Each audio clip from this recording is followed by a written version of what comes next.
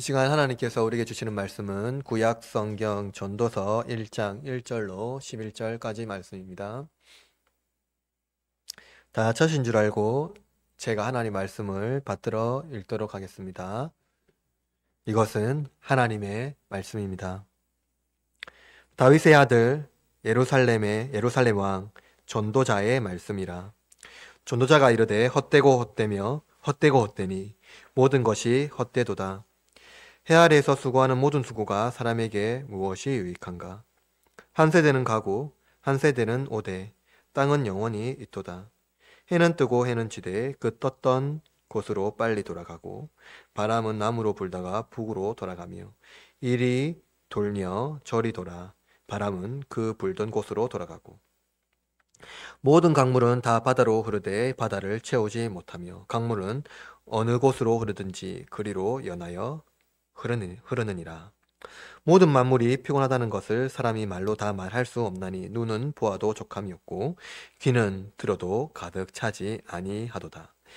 이미 있던 것이 후에 다시 있겠고 이미 한 일을 후에 다시 할지라. 해 아래에는 새 것이 없나니 무엇을 가리켜 이르기를 보라. 이것이 새 것이라 할 것이 있으랴. 우리가 있기 오래전에 세대들도 오래전 세대들에게도 이미 있었느니라. 이전 세대들이 기억됨이 없으니 장래 세대도 그 후 세대들과 함께 기억됨이 없으리라. 아멘. 오늘부터 이제 전도서의 말씀으로 말씀을 나누고자 합니다. 전도서 강의를 할 것인데 전도서는 지혜의 문학으로 시대를 막론하고 삶의 의미가 무엇인지 일깨워줍니다. 그러나 전도서를 설교하는 일은 쉽지 않습니다. 왜냐하면 인생의 의미와 깊이를 깨닫는 그런 통찰력은 쉽게 생기지 않기 때문입니다.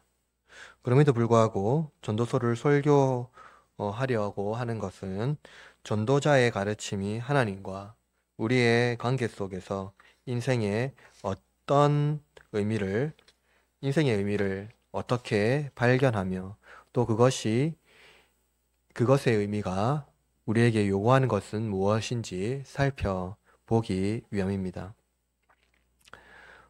시대를 막론하고 인간 사회의 경제를 발전시키는 것은 욕망입니다. 그런데 현대 사회는 더욱 욕망으로 가득한 사회임은 확실합니다. 과거 노동은 가족의 생계를 위한 중요한 수단이었습니다. 그러나 현대 사회의 그 화폐는 다양한 방식으로 변화되고 있으며 앞으로 어떤 방식으로 화폐가 변화될지 모릅니다. 과거 먹을 것, 입을 것, 잠잘 곳만 있으면 적어도 행복한 삶을 살 수 있었지만 오늘날 욕망에 물든 인간은 여러 가지 중독과 헛된 영광을 꿈꾸며 살아가며 세상은 또한 꿈이 현실이 될 수 있다는 헛된 야망을 부추기고 있습니다. 도박 중독자는 날마다 늘어나고 있으며 수많은 사람들이 대박을 꿈꾸며 대박이 터진다는 로또 복권집에 줄을 서고 있습니다. 돈과 시간 그리고 생명을 담보로 한 거래를 추선하며 더 높은 연봉, 더 큰 집, 클수록 좋다는 심리가 오늘날 우리 삶의 중심에 자리 잡고 있습니다. IMF 이전 한보그룹을 알고 있는 사람이 있을 것입니다. 한보그룹의 창업주이자 회장인 정태수는 무리한 경영과 뇌물 그리고 무속인을 중심으로 회사를 경영하다가 제철소를 건설하기 위하여 사채를 발행, 어음, 매각 등 자본을 확보하려다가 막대한 채무를 이기지 못하고 부도가 났습니다. 그는 본래 세무공무원으로 일하다가 무속인의 사주를 듣고 창업을 시작하였습니다. 그는 성실과 근면보다는 욕망에 이끌려 정경유착, 부정부패, 부동산 투기 등 인간이 욕망에 이끌리게 되면 어떻게 되는지 분명히 보여주는 거울이었습니다. 그는 자신의 욕망에 이끌려 더욱 클수록 좋다는 인간의 욕망의 끝이 무엇인지 보여줍니다. 그런데 우리도 그와 다르다고 할 수 있을까요? 크고 작음의 문제가 아니라 우리 속에 꿈틀거리는 욕망은 우리가 만들어낸 물질 만능주의가 팽배한 사회를 만들지 않았습니까? 이런 측면에서 본문의 전도자는 우리의 인생의 의미가 덧없고 헛된 것임을 말하고 있습니다. 본문의 전도자는 당시 이집트와 아시아의 국제 무역을 이어주는 지중해 중심부에서 길을 쓰고 부자가 되기 위하여 애쓰는 이스라엘 사람들에게 말합니다.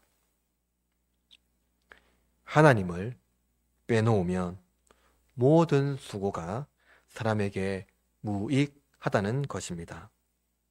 따라서 제가 여러분에게 설교하고자 하는 주제는 이것입니다. 그리스도인들에게서 하나님을 제외한다면 그들의 모든 삶의 수고가 헛되며 무익하다는 것을 알아야 합니다. 오늘 본문의 말씀을 통해서 하나님께서 우리에게 하시는 말씀을 들으시기를 바랍니다. 세 가지 대지로 말씀하는데요. 첫째, 해 아래에서 수고한 모든 것이 헛되다 입니다.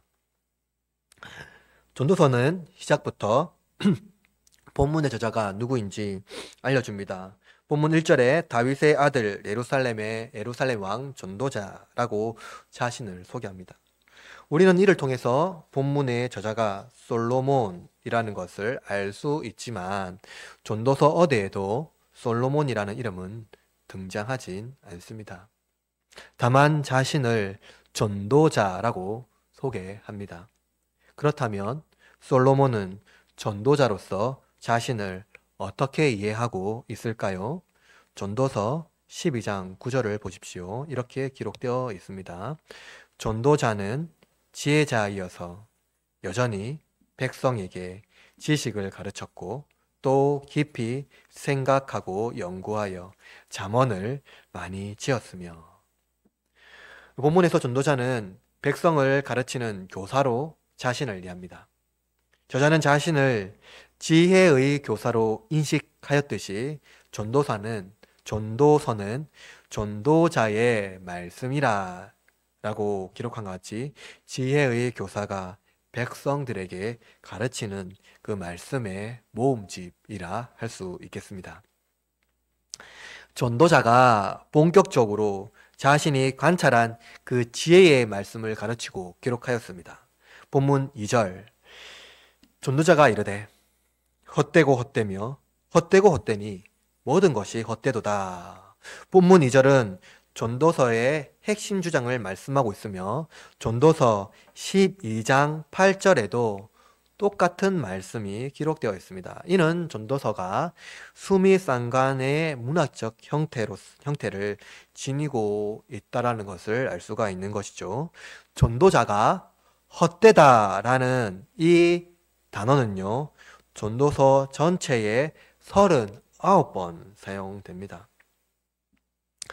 전도서가 12장으로 되어 있다는 걸 보면 39번의 빈도수는 굉장히 많다라 할 수 있겠죠. 헛되다라는 단어는 히브리어로 헤벨인데 이는 호흡, 숨결이라는 의미입니다. 여러분, 추운 겨울 밖에서 숨을 내쉬면 입김이 나오지요. 그런데 그 입김은 이내 사라져 버리고 없어집니다. 흔적조차 없어져 버리는 것이죠. 전도자는 세상의 만물이 한 호흡과 같다고 말합니다. 헛된 것이죠. 시편 기자는 이렇게 노래합니다. 시편 39편 5절에 이렇게 말합니다.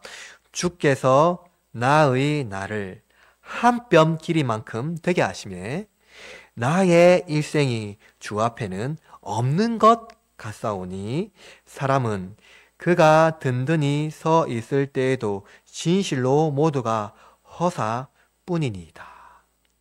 시편 기자가 허사라고 말하는 것도 헛되다라는 이 헤벨의 단어입니다. 사람의 손에 쥘 수 있는 만물은 없지요. 그것은 숨결과 같이 잠시 나왔다가 사라지는 허상에 불과합니다. 심지어 야고보는 만물인 영장인 사람도 이와 같다고 말합니다. 야고보서 4장 14절에 이렇게 말씀하고 있는데요. 들어보십시오. 내일 일을 너희가 알지 못하는도다. 너희 생명이 무엇이냐? 너희는 잠깐 보이다가 없어지는 안개니라. 야고보는 인생을 잠깐 보이다가 없어지는 안개로 비유합니다. 안개, 곧 입김이지요. 그것은 증기와 같이 뜨거운 바람으로 나왔다가 바람과 같이 흔적도 없이 사라지는 것입니다. 우주의 강한 시간에 비하면 인간의 삶은 찰나의 순간이죠. 그것은 마치 번개가 번쩍하고 사라지는 순간에 불과합니다. 뿐만 아니라 입김은 손에 잡히지 않습니다. 인간의 인생이 우주의 강한 시간과 공간에 영향을 주지 않는다라는 것이죠. 무의미하며 헛됩니다. 전도자는 인간이 소유하는 모든 것은 허영심에 불과하다라고 말합니다. 전도자는 인간이 이루는 모든 삶의 의미가 또한 헛되다라고 말합니다. 우리의 삶의 의미를 찾을 수 없다라고 말하죠. 그러나 인간은 삶의 의미를 입김과 같이 사라진다는 것에 생각하면서 그것에 삶의 의미를 부여합니다. 사라지는 것에 삶의 의미를 더욱더 부여하는 것이죠. 그러나 전도자는 또 뭐랍니까? 모든 것이 헛되다라고 말합니다. 그의 수자적 질문을 우리에게 던집니다. 본문 3절 읽어볼까요? 3절 말씀입니다. 해 아래에서 수고하는 모든 수고가 사람에게 무엇이 유익한가? 여러분 보십시오. 전도자가 이러한 수자적 질문을 던집니다. 헛되다고 말하니까 사람들이 아니다. 우리의 삶에 의미가 있다. 우리가 가지고 있는 것에 의미가 있다고 말할 때 전도자는 해 아래 수고하는 너의 수고가 무엇이 유익하냐라고 질문하고 있는 것이죠. 해 아래 전지적 작가 시점으로 해 아래에서 모든 것을 전도자가 관찰합니다. 그가 질문하죠. 해 아래에서 인간의 땀 흘린 노동이 무엇이 유익하냐?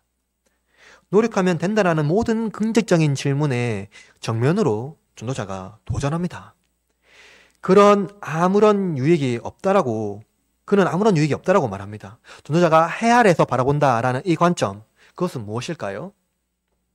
그것은 하나님을 제외하고 세속적인 방식으로 세상을 바라보는 것을 말합니다. 사람이 마음으로 보는 것, 그것은 온통 허상입니다. 인간은 사물이 영원하다고 생각하며 그것을 얻기 위하여 자신의 영혼에 해를 입힙니다.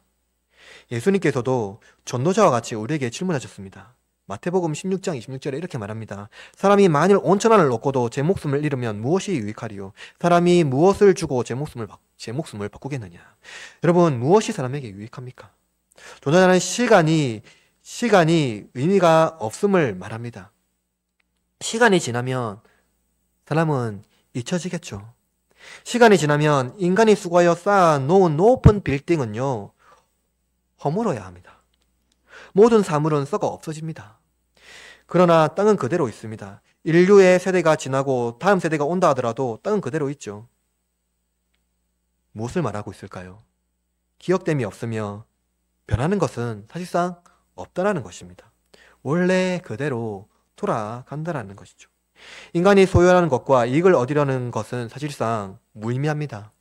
전도자는 인간의 유익을 거기에서 찾는 것을 멈출 것을 경고합니다. 사물에게서 찾을 것을 멈추라고 말하고 있는 것이죠. 해는 뜨고 지는 곳으로 돌아갑니다. 해가 아무리 멀리 달아 나려고 하지만 그것은 다람쥐 쳇바퀴 도는 것과 같습니다. 인간이 저 태양과 같이 빛나는 문명을 발전시키려고 하지만 다시 제자리로 돌아갑니다. 바람은 해보다 자유로워 보입니다. 그러나 바람도 남으로 불다가 북으로 돌아가며 이리저리 돌다가 자기가 왔던 곳으로 돌아갈 뿐입니다. 모든 것이 쳇바퀴에 갇혀 있습니다. 전도자는 인생의 덧없음을 말합니다. 해 아래 보는 세속적인 인간의 인생은 덧없습니다. 의미를 발견하지 못합니다. 인간의 의미가 있다고 여기며 가치를 부여하는 사물은 인간에게 어떤 의미를 줄 수 없을 뿐만 아니라 인간의 영혼에 해를 가합니다. 둘째입니다. 만물의 흘러감은 채워지지 않는다입니다. 전도자는 더 나아가서 땅과 해 그리고 바람을 지나 바다로 주제를 옮깁니다. 본문의 바다는 사해를 말하고 있는 것이죠. 예루살렘의 중심으로 강물이 모여드는 바다를 이루는 곳은 사해뿐입니다. 사해는 여러분도 알고 있는 바와 같이 해수면보다 아래에 위치해 있습니다. 정확하게 말하면 420m 아래에 위치하는 지구상 가장 낮은 바다이기 때문에 출구가 없지요. 고여 있습니다. 요단강과 수많은 강줄기가 사해로 몰려듭니다. 본문은 자해를 순환하는 이야기하는 것으로 보이지만 핵심은요, 물줄기의 흐름이 의미가 없다는 것을 말하고 있습니다. 낮은 곳에 강물을 흘러와도 무엇을 말합니까? 전도자는요, 그 바다가 채워지지 않는다라고 말합니다. 세상은 끊임없이 운동합니다. 조금도 쉬지 않고 활동하며 그 활동이 무엇인가 목적이 있다고 생각합니다. 그것으로 모이면 그것이 흘러넘쳐서 엄청난 목적을 이루는 것이라고 생각하지만 사실상 채워지지 않는다라는 것이죠. 그러나 여기에 그 만물의 흐름에 운동에 목적이 있습니까? 목적이 없습니다. 전도자는 이러한 자연의 운동에 아무런 목적이 없다라고 말합니다. 수천 년간 진보를 이루는 우주의 활동으로 무엇인가 성취할 수 있다고 사람들은 생각합니다. 그러나 여러분, 수천 년간 이루어온 우주의 활동, 과학자들이 말하는 수광년을 이루어온 우주의 활동이 무엇인가 이룬 것이 있습니까? 만물의 모든 수고가 무익하다라고 말합니다. 그리고 만물의 모든 수고가 무익하다면 전도자는 인간의 노동도 무익하다라고 말하고 있는 것이죠. 전도자는 만물의 활동이 피곤함을 불러 일으킨다고 말하는데 이것 자체도 헛되다는 것을 의미합니다. 전도자는 이제 만물의 활동을 인간의 활동과 대조합니다. 오늘 본문 8절 말씀을 읽어볼까요? 8절 시작. 모든 만물이 피곤하다는 것을 사람을 만들었다 말하는 것은 없나니 운동과 족함이 없고 어둠의 기록들을 가득 차지 않고 입 그리고 눈 그리고 귀 그에 대한 인간의 역할을 만문의 역사와 같이 비유합니다. 인간의 입은 만물이 순환하며 반복하는 일을 설명하지 못하죠. 더욱이 만물을 통제하기란 불가능합니다. 따라서 인간의 지혜로 만물을 설명하는 것은 실제로 하나님이 허락하지 않는 한 불가능합니다. 그것은 창조주 앞에서 제잘거리는 것에 불과한 것이죠.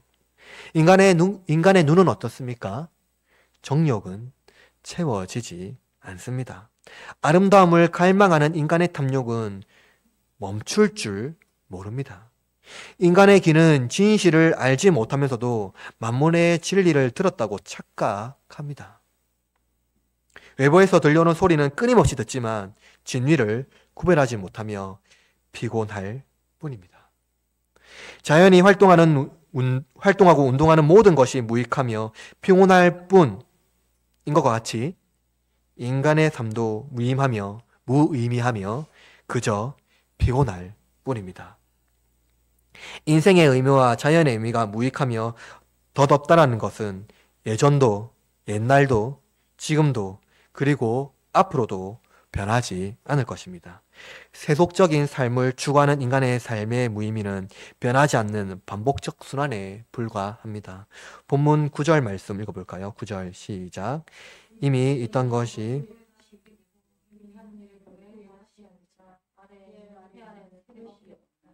보십시오. 인생의 의미가 무엇인가 질문합니다. 전도자는 9절에 말씀한 것 같이 인생의 사건들이 반복된다고 말합니다. 그러나 사람들은 또 질문하지요. 기술의 발전은 지금도 일어나고 있다고 말합니다. 새 것이 일어나고 있고 세상은 변화되고 있다라고 말합니다. 그러나 여러분, 기술이 발전한다고 해서 인류의 근본적인 사건이 사라지나요? 그것이 기술의 발전과 우리의 같이 우리를 피곤하지 않게 하며 행복한 삶으로 변화시킵니까? 오히려 기술의 발전이 인간을 더욱더 피곤하게 합니다. 눈, 입, 눈, 귀 쉬지 않게 만들죠. 인류는 근본적으로 전쟁, 질병, 평화, 갈등, 회복 등 인생의 여러 가지 사건이 반복되며 근본적으로 변화되지 않습니다. 저는 해 아래 새 것이 없나니라고 말합니다. 해 아래 새 것이 없습니다. 세속적인 세상에서 인간의 수고는 덧없으며 의미 없습니다. 인간의 수고가 헛된 것입니다.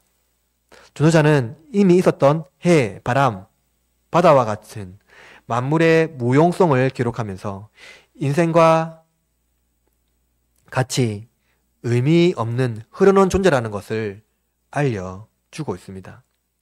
그냥 본래 있는 자리로 돌아가며 길을 따라 흐를 뿐 목적과 의미가 없습니다. 전도자는 9절에서 해 아래에 새 것이 없다라고 하였습니다. 그러나 사람들은 아니다, 새 것이 있다고 말합니다. 새로운 문명이 일어나고 새로운 세대가 나타난다라고 말합니다. 그러나 전도자는 이렇게 반문한 자들에게 이렇게 답하지요. 10절에 이렇게 말합니다. 무엇을 가르쳐 이르기를 보라, 이것이 새 것이라 할 것이 있으랴. 우리가 있기 오래전 세대들에게도 이미 있었느니라. 여러분, 역사를 비춰보면 해 아래 새 것이 없습니다. 모든 기술은 무엇입니까? 과거의 변형입니다. 인류의 문명도 과거의 변형에 불과합니다. 새 인류라고 하는 MZ세대는 과거에 다른 방식으로 존재했으며 앞으로도 그러할 것입니다. 전도자는 새롭다고 하는 모든 것이 과거에 존재했다라고 말합니다. 인류의 문명은 실상, 독인, 객인입니다. 사상의 흐름에서 시대를 보며 새 시대라는 언어를 사람들은 사용하기를 좋아합니다. 그러나 인류는 언제나 새 시대였죠. 그러나 덧없는 시대에 불과합니다. 왜 그렇습니까? 근본적인 인간이 경험해야 하는 사건에 대한 변화는 없습니다. 인간은 태어나며 살면서 희노애락을 겪고 그리고 죽습니다. 인간의 입과 눈 그리고 귀의 만족함을 누리기 살기 위하여 살지만 결국 불만족하고 죽는 것이 인생입니다. 인생이 만족함을 누리는 것은 해 아래 아무것도 없습니다. 이 세속적인 세상 안에는 아무것도 없습니다. 결국 헛되며 숨결과 같이 안개처럼 사라질 것입니다. 전도서 오늘 본문 1장 11절, 이전 세대들이 기억됨이 없으니 장래 세대도 그 후 세대들과 함께 기억됨이 없으리라. 불멸하고자 하는 인간의 욕망은 죽음 앞에 맥없이 무너집니다. 모든 것이 잊혀지고 안개와 같이 사라집니다. 전도자는 해 아래의 모든 수고가 헛되다라고 말하는 요점, 그 요점은 명확합니다. 그것은 무엇입니까? 주제와 같이 하나님을 제외하면 인간의 모든 수고는 안개와 같다는 것입니다. 의미가 있으며 가치 있다고 여겨지는 모든 것은 허상입니다. 그것은 누군가의 기억에도 사라져 버립니다. 그렇다면 우리에게 유익하며 의미 있다는 것은 존재하지 않을까요? 셋째입니다. 그러나 주 안에서 우리의 수고가 헛되지 않습니다. 전도자는 자신의 요점을 명확하게 2장에 기록한 바가 있습니다. 전도서 2장 18절에서 19절 이렇게 말합니다. 내가 해 아래에서 내가 한 모든 수고를 미워하노니 이는 내 뒤를 이을 이에게 남겨주게 됨이라.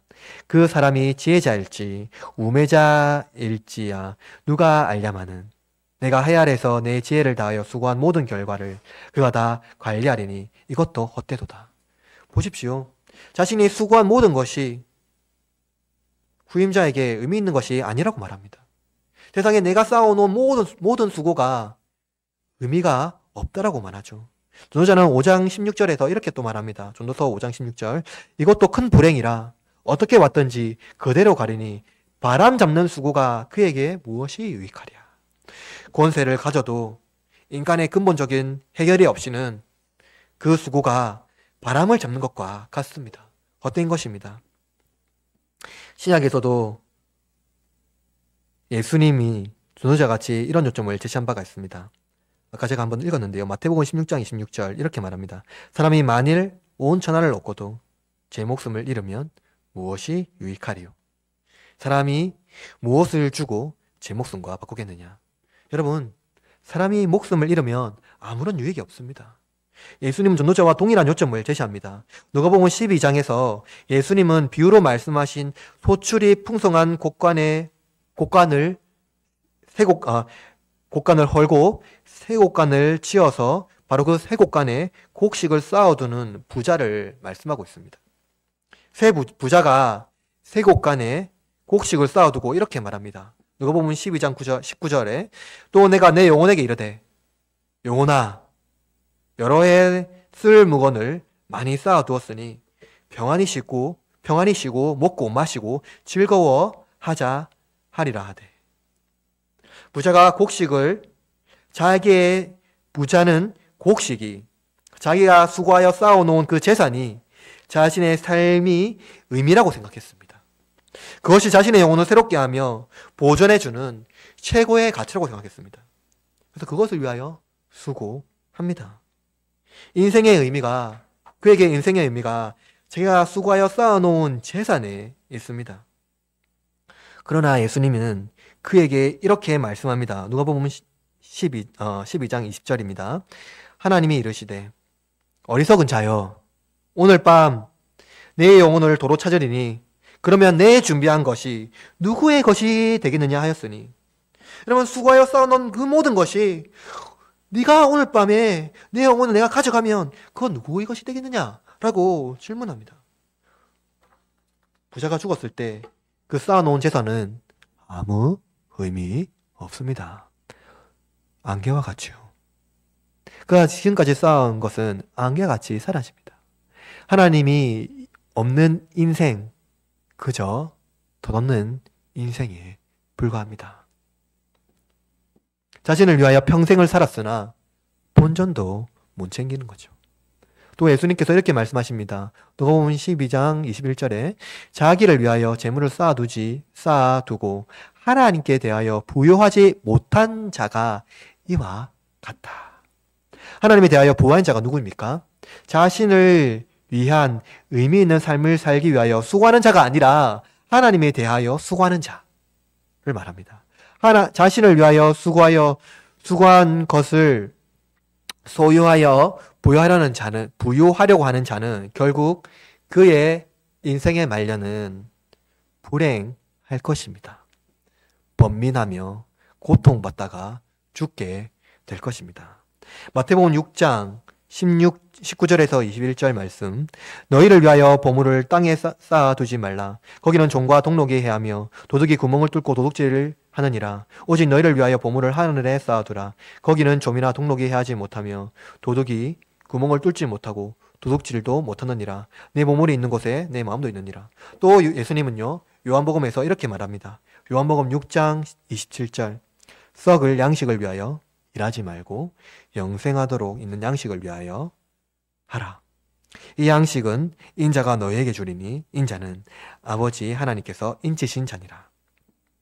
예수님은 우리의 보물을 이 땅에 쌓아두면 아무 유익이 없다라고 말합니다. 평생 쌓아놓은 모든 것은 안개와 같이 헛된 것입니다. 하나님이 없다면 인생의 모든 수고는 의미 없습니다. 유익이 없습니다. 예수님은 하나님에 대하여 부유하며 보물을 하늘에 쌓아두며 하나님을 섬기면 우리의 삶에 의미가 있다, 유익하다 말합니다. 우리의 입, 눈, 귀를 바꾸어야 합니다.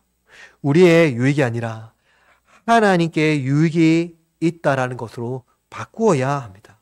우리의 입은 여호와를 찬양하며 우리의 눈은 여호와를 응시하며 우리의 귀는 여호와의 말씀을 들어야 합니다.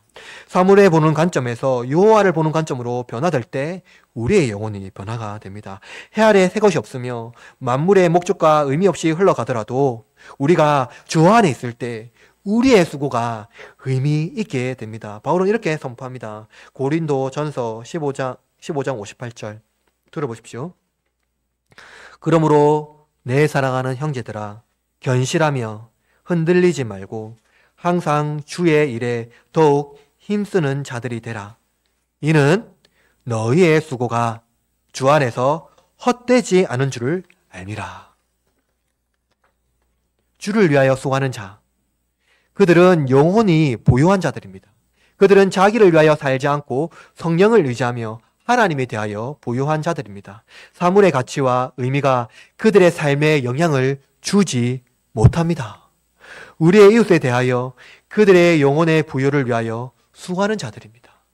그들의 영혼에 갈망하는 것들, 사물을 위하여 갈망하는 자들에게 그의 부요가 무엇인지 바꾸기 위하여 수고하는 자의 수고가 헛되지 않는다라는 것입니다. 우리를 위하여 보물을 하늘에 쌓는 것, 그것은 우리의 평생에 수고하여 쌓아야 할 하늘의 보물입니다. 우리의 삶에 의미 있게 하는 것, 가치 있게 하는 것은 이 땅에서 내가 명성을 누리며 이루어야 할 목적에 있는 삶이 아니라, 목적을 이루는 목적 있는 삶이 아니라 하나님의 말씀에 순종하며 영혼을 위하여 살아가는 삶입니다. 전도자는 해 아래 새 것이 없다고 말하지만 바울은 고린도후서에서 이렇게 이야기합니다. 고린도후서 5장 17절, 여러분 잘 아는 말씀인데요. 그런즉 누구든지 그리스도 안에 있으면 새로운 피조물이라. 이전 것은 지나갔으니 보라 새 것이 되었도다. 바울은요, 전도자의 말씀을 반박합니다. 전도자는요, 한계가 있습니다. 그 시대는 그리스도께서 구속주로 오지 않았다라는 것입니다. 해 아래 새 것이 없습니다. 그러나 우리는 해 아래 새 것이 있습니다. 바로 그리스도가 우리를 위하여 이 땅에 오셨고 우리를 새로운 피조물이라 불러주셨습니다. 전도자의 시대는요, 해 아래 새로운 것이 없고 새로운 피조물이 없지만 오늘날 그리스도께서 이 땅에 오심으로 말미암아 그리스도께서 우리를 새로운 피조물이라 부르시고 새롭게 하셨다라는 것입니다. 우리는 그리스도 안에서 새 것입니다. 새 인류입니다. 그러므로 이제 우리는 헛된 영광을 쫓지 않고 그리스도 안에서 참된 수고로 하나님을 위하여 영광을 위하여 살아가야 하는 자들입니다. 헛된 영광, 그것은 우리의 눈을 즐겁게 하며 우리의 길을 풍요롭게 하며 우리의 생각을 새롭게 만들 수 있을지는 모르지만 우리의 영혼을 피폐하게 만듭니다. 실제로 우리의 영혼을 새롭게 하고 우리의 눈을 즐겁게 하고 우리의 귀를 가득 채우는 것은 무엇입니까? 예수 그리스도, 그의 말씀이며 그가 우리에게 주실 하늘의 보화입니다. 우리는 주를 위하여 수고하며 살아내는 것, 그 수고는 헛되지 않을 것입니다. 말씀을 마무리합니다. 사랑하는 흐르는 장로교회 형제 자매 여러분, 오늘 우리는 이 전도서의 서두의 말씀을 두고 인생의 해 아래 인생의 덧없음을 살펴보고 참된 인생의 의미가 무엇인지, 그리스도가 우리 참된 의미로 오셨다라는 것을 살펴보았습니다. 우리는 때때로 나의 삶의 의미를 사물에 비교하며 거기에 가치 판단을 여깁니다. 세상은 당연히 자기의 의미가 사물에 있다라고 말합니다. 어디에 사는지, 어떤 차를 몰고 다니는지, 어떠한 환경에서 살아가는지, 내 자녀가 어디에 진학을 하고 어디에서 취직을 하는지, 거기에 삶의 목적과 의미가 있다라고 말합니다. 투자하는 것에 목적과 의미가 있다라고 말합니다. 예나 지금이나 인생의 가치 판단의 기준은 다르지 않습니다. 그러나 여러분, 그것은 헛된 영광이며 허상에 불과합니다. 인생은 우주에 비하면 덧없습니다. 그러나 이렇게 덧없는 인생에 의미 있다라고 말씀하시는 분 누구입니까? 우주를 만드시고 생명을 주관하시는 창조주 하나님입니다. 그분은 우리의 수고가 헛되지 않다고 말합니다. 우리의 인생이 안개같이 허상이 아니라고 말합니다. 우리의 인생은 안개같이 사라지지 않을 것입니다. 하늘에 소망을 주며 살아가는 우리의 인생이 하나님께서 수고하여 부요하게 하시는 그 우리의 인생을 붙들며 칭찬하시고 우리를 수고하였다, 착한 종아라고 불러주실 것이기 때문입니다. 인생의 의미가 하나님의 있음을 고백하며 선포합시다. 영혼을 사랑하며 우리와 같은 영혼을 낳기 위하여 수고합시다. 우리의 수고가 헛되지 않을 것입니다. 사랑하는 형제자매 여러분, 우리는 주 안에서 수고하며 우리의 가치를 새롭게 하고 세상이 가치 있다고 달려가는 그것에 반대하며 주 안에 가치를 두고 우리의 인생의 의미가 무엇인지 고백하며 살아내고 또 우리의 영혼의 부요와 하나님께 대하여 부요하며 또 우리의 이웃에게 그 부요를 전달하며 함께 살아내는 복된 저와 여러분이 되기를 주님의 이름으로 축원합니다.